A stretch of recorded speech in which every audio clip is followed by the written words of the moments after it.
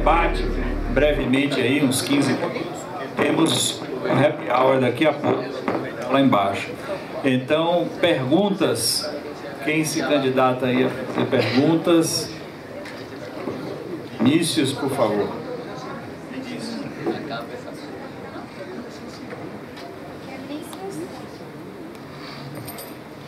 Bem, primeiro parabenizar mais uma vez o Sinduscom, Galindo, a Daiane e o Loreto aí, evento maravilhoso aqui e palestras de altíssimo nível.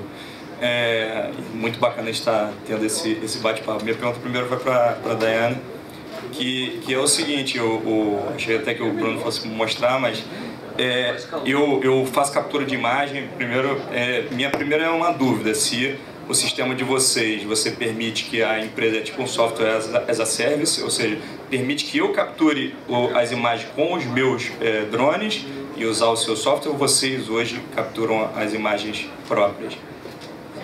Primeiro, assim, é um sistema. O que a gente desenvolveu junto com o SESI para produção é um sistema as-service. Então, se você quiser capturar suas imagens... Lá no Rio de Janeiro, não tem problema. Pode, e usar o sistema. Não tem problema nenhum, porque o que você vai fazer é um upload, um download das suas imagens e um upload no sistema.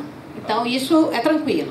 Tá, e aí a segunda pergunta é se no módulo de segurança do trabalho vocês usam inteligência artificial para o reconhecimento de imagem ou não? Ainda não. A gente já fez alguns trabalhos, né, para reconhecimento de guarda-corpo na época, mas a gente ainda não tinha conseguido, não ficou legal, então a gente vai estar começando de novo agora. Tá, porque eu uso captura de imagem 360, drone, a gente até já ganhou um prêmio por mapeamento com drone, tecnologia misturada. A gente fez um gêmeo digital de um terreno com informação de imagem de drone, aerofotogrametria com drone, misturada com sondagem geofísica não destrutiva.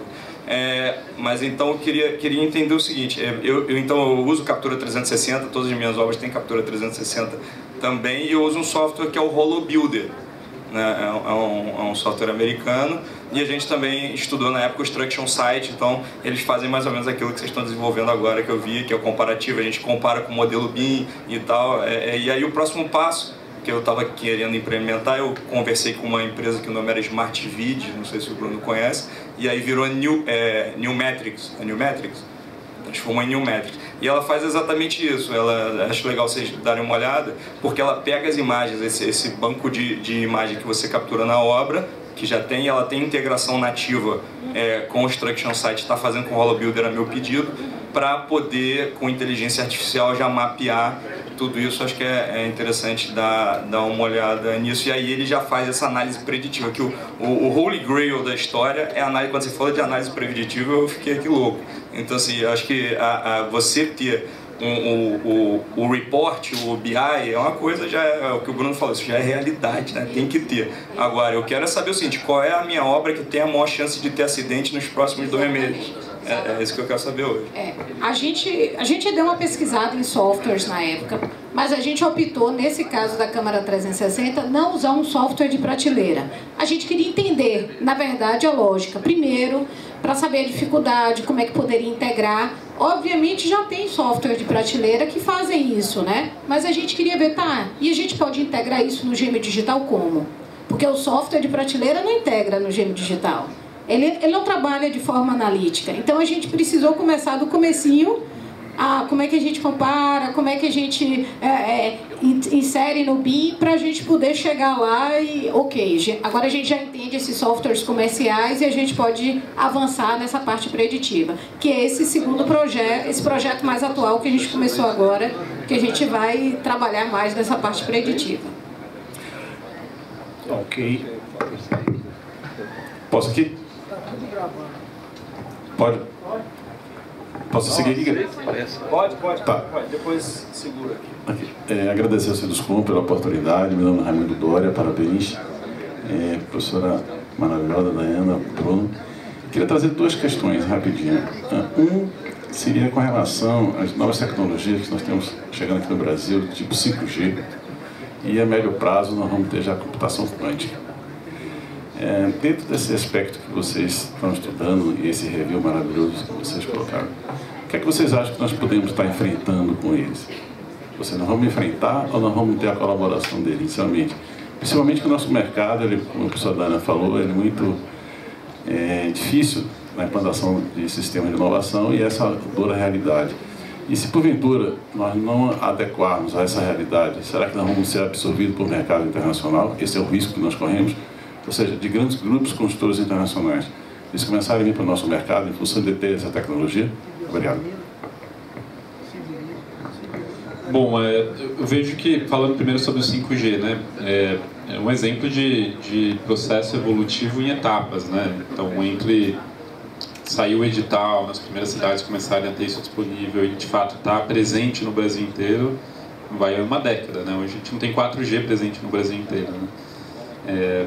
Então, eu diria que naturalmente, né, isso te traz alguma limitação do ponto de vista de negócio quando você compara com outros mercados, mas não a ponto de você romper, né, com a característica geográfica que o mercado de construção imobiliário tem, na minha visão. Então, o mercado de real estate, por característica, ele é local, né, pela uma série de fatores que não é a infraestrutura de tecnologia que vai mudar drasticamente isso, na minha leitura. Eu diria que a construção modular tem muito mais potencial de impacto para gerar isso, né, porque na medida que uma plant prefab dominar isso numa escala gigante nos Estados Unidos e tiver o apoio de uma Gerdau para trazer, por exemplo, isso para o Brasil e começar grande aqui, você traz uma alternativa, né, de alguém que tem um domínio de solução construtiva com ganho de escala, com uma série de eficiências e um produto diferenciado que pode ser difícil bater de frente com ele. Mas o mercado é gigante, né? Não dá para acreditar também que uma empresa, no caso de uma tecnologia, vai simplesmente dominar 80% de market share. Acho que não é essa a característica do setor. Então eu olharia muito mais sobre a ótica de pensando em eficiência para o teu negócio, pensando em como que você perdura esse negócio no longo prazo, melhora a margem para poder reinvestir, poder sair na frente. Acho que essa é a grande motivação de você estar antenado investindo nessas tecnologias. E claro, para alguns segmentos, né, isso vai ter mais peso. Se o teu negócio é construir para vender um projeto para um investidor, né, contratado por um cliente corporativo, esse cara pressiona custo, esse cara pressiona qualidade, esse cara pressiona sustentabilidade, e aí se você não tem às vezes muitas dessas tecnologias, você não vai competir com um cara como o Vinícius, que tem tudo isso que a gente está vendo, né? Ele vai ganhar todo o processo que ele for concorrer. Então acho que as ameaças de você não ter a tecnologia disponível está mais nesse sentido. Ok. Obrigado. Léo, segura. Professora Dayana, a apresentação dos dois foi excelente. Uma coisa que eu queria ouvir da senhora é se já existe alguma tecnologia pronta que, além de tudo que já foi falado aqui, ajude a acompanhar não só a evolução, como a produtividade da obra, ou até outros indicadores. Porque uma coisa que fica implícita quando vocês falam em tecnologia e indicadores é que quanto mais a gente tenta criar procedimentos e mais controles, as coisas ficam tão complexas que uma pessoa só não dá conta. Então, às vezes, você tem que colocar mais pessoas para trabalhar, para cuidar de conjuntos maiores de indicadores, de conjuntos maiores de processos. E empresas menores não têm condição de dar conta disso. A empresa que está fazendo uma, duas obras, muitas vezes não tem condição. Então, tudo isso que foi falado aqui hoje chega a ser um pouco injusto com as empresas pequenas, porque na maior parte das vezes elas não conseguem abraçar. E aí a tecnologia vira uma saída, né? Então, como o que a gente ouviu, muita coisa a senhora falou que estava em desenvolvimento, queria saber se isso já está no radar ou se já tem alguma coisa pronta de prateleira para a gente. Tem algumas coisas de prateleira. Eu acho que o próprio Argilin tem algumas questões de medição de produtividade, tá? Hoje em dia tem muito que a gente chama de dispositivos vestíveis, né? Então você pode ter um relógio que vai rastrear algumas informações do trabalhador, a localização onde ele está. Você pode ter a própria radiofrequência, colocar, por exemplo, no capacete do trabalhador e ter a identificação disso. O problema do rastreamento das pessoas de produtividade do ponto de vista tecnológico ainda esbarra na questão ética. Então, a gente tem que ter um pouco de cuidado na hora de discutir esses dispositivos de rastreamento de produtividade no trabalhador, porque quando a gente rastreia processo, está tudo certo. Quando a gente pensa em coletar esses índices de produtividade baseado na informação que o trabalhador vai nos passar, tem a questão da privacidade, que é uma área que, por isso que a gente evita um pouco entrar, para não entrar nessa questão de invasão de privacidade do trabalhador. mas que tem. Agora, o Agilin tem, eu não sei exatamente como é que funciona, eu sei que ele trabalha com alguma coisa de produtividade, e eu acho que também, eu não sei se o Prevision também trabalha já com alguma coisa, eu não sei dizer muito bem. Mas com certeza tem várias soluções de levantamento de produtividade automática. Outra coisa simples que a gente pode botar câmeras, né? Câmeras time-lapse, para medir produtividade. O problema é que a gente vai ter uma grande quantidade de dados e a gente vai precisar ter uma analítica de dados para isso. Então a gente vai precisar gerar algum algoritmo que faça com que esse dado, essa maçarocona de dados consiga. Esse sistema que a gente fez do rastreamento do Smart Twins, ele não é de produtividade, ele é de produção, digamos assim, porque ele vai fazer o rastreamento do progresso, só que do elemento forma, né? Então a gente consegue rastrear qual é o progresso que a gente teve em relação à colocação dessas formas através de tags, de RFID. Então essas tags são soluções para o que a gente chama de rastreamento, tanto de recursos físicos quanto de pessoas. Então tem algumas coisas aí que dá para fazer sim. Só para complementar, né, eu separaria essa resposta também em duas formas de você lidar no contexto de uma empresa de menor porte, né? Primeiro que, no geral, muitas dessas inovações, tecnologias não são tão caras, né? Se você calcular quanto que você poderia ter de ganho, né, sei lá, reduzindo em 10%, né, tua improdutividade, geralmente essa conta fecha fácil, né? Então não são soluções tão caras, você tem que investir milhões, geralmente isso é bem acessível. Eu diria que a maior limitação está muito mais, às vezes, no volume de dados que você consegue ter para treinar essas tecnologias, né? Então, às vezes, você não tem volume suficiente para conseguir que a inteligência artificial te sugira, né, algo preditivo, porque ele não consegue ser treinado, né? Então, nesses casos, às vezes você precisa esperar a tecnologia amadurecer muito para o somatório todo, né, de todo mundo usando essas tecnologias, aí ele conseguir te entregar soluções preditivas que vai te permitir tomar de decisão mais eficiente. Então, acho que o gargalo está mais nisso do que em questão de custo, tá? E olhando sobre uma outra ótica, eu acho que a vantagem de uma empresa menor é que você sempre vai ter, né, os benefícios e os malefícios de controle versus autonomia, né? E é uma das grandes discussões do novo contexto da nova economia. Se você olha uma grande empresa de software, né, ela vai ficando mais engessada, com mais controles, com mais processos, com mais mecanismos, e isso torna ela mais lenta. Enquanto uma startup, a vantagem dela é justamente precisar de menos controle, menos processo para ter mais autonomia e as pessoas mais empoderadas para ir na direção de criar valor. Então, acho que numa empresa pequena, isso tem também muito peso, né, de você conseguir trabalhar no lado humano, né, de cultura, de agilidade, de metodologia, que é muito mais fácil preparar, né, um time menor para trabalhar com Lean Construction do que trabalhar com 1000 pessoas que têm que ser capacitadas para trabalhar com Lean Construction. Então, olharia sobre essas duas óticas, né? Acho que o investimento não é tão grande, mas existe um outro gargalo, e que em empresas menores eu olharia muito para esse lado humano do que você pode trabalhar em desenvolvimento das pessoas. Bruno, eu gostaria de fazer uma pergunta para você, que é o seguinte: aqui no grupo de inovação do Sinduscom, lá no ano 2019, depois veio a pandemia e atrapalhou tudo, mas a gente buscou muito desenvolver como é que as empresas poderiam, as empresas e os empresários da construção poderiam participar dessa iniciativa das startups, né? E então a pergunta que eu teria para você é o seguinte: como é que as empresas e os empresários da construção podem participar desse universo das startups no ambiente de hoje? Por exemplo, considerando vocês fazem um trabalho justamente de análise e alocação de investimentos nessas empresas, como é que uma empresa da construção, um empresário da construção aqui da Bahia hoje pode participar desse universo das startups? Legal, boa pergunta, né? A gente vê que, de fato, né, nesses últimos 5 anos evoluiu muito o nível de interesse, né, pelo tema, e antes era muito mais uma curiosidade, e hoje, de fato, é uma ansiedade de agir, né, de fazer alguma coisa, de colocar a mão na massa. Eu gosto muito do viés de você pensar que você está investindo para ter retorno, né? Então, o viés de investimento, né, suspeito para falar, mas para mim é o que eu acredito, né, de você investir em iniciativas. Pode ser via um fundo, como que a gente tem, de você entrar investindo no fundo e ter acesso a tudo isso que está acontecendo. Pode ser um outro formato de você investir para estar participando de novos negócios que vão, no mínimo, te provocar a conhecer coisas novas. Então, o investimento, eu diria que é um caminho que todo mundo deveria considerar.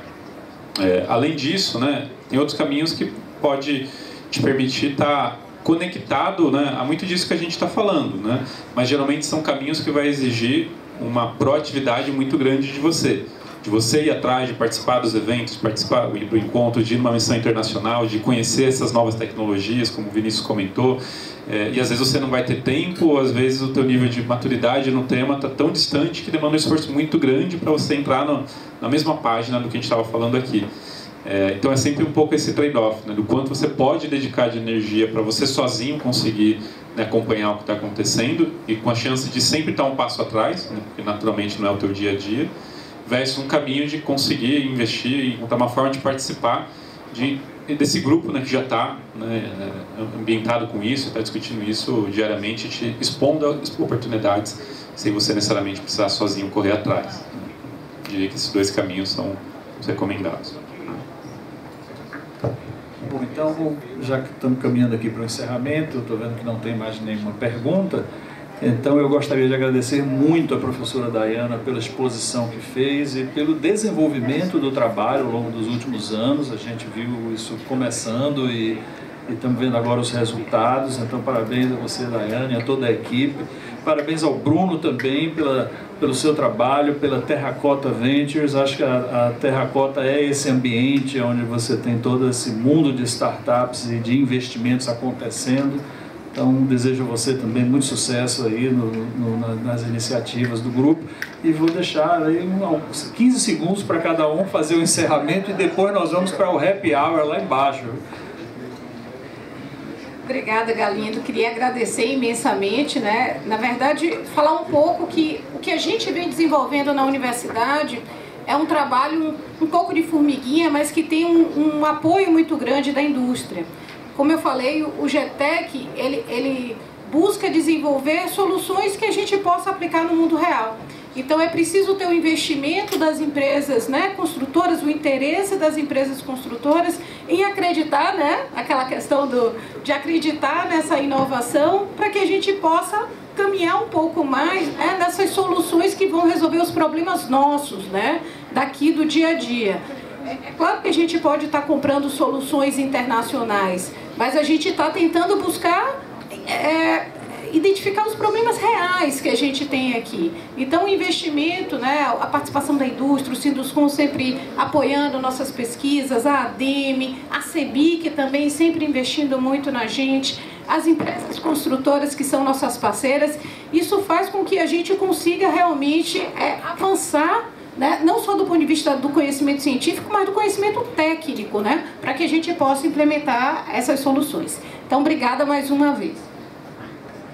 Queria agradecer também pelo convite, né, parabenizar por esse momento de vocês, né, 70 anos não é pouca coisa, né, e acho que esse tipo de iniciativa é fundamental para promover o tema, para chamar atenção para o tema, para fazer todo mundo tirar um tempinho da agenda, para estar pensando, né, nessas possibilidades, que a gente sabe que quando volta para a empresa, né, senta na cadeira, a gente é bombardeado por problemas do dia a dia, que às vezes faz a gente deixar, né, de olhar para o futuro, mas é necessário, né? Então, acho que a gente cada vez mais na nova economia tem que estar curioso, tem que estar disposto a arriscar, a se jogar no desconhecido, a viver realmente uma realidade de que o mundo mudou e a gente tem que se adaptar constantemente, né?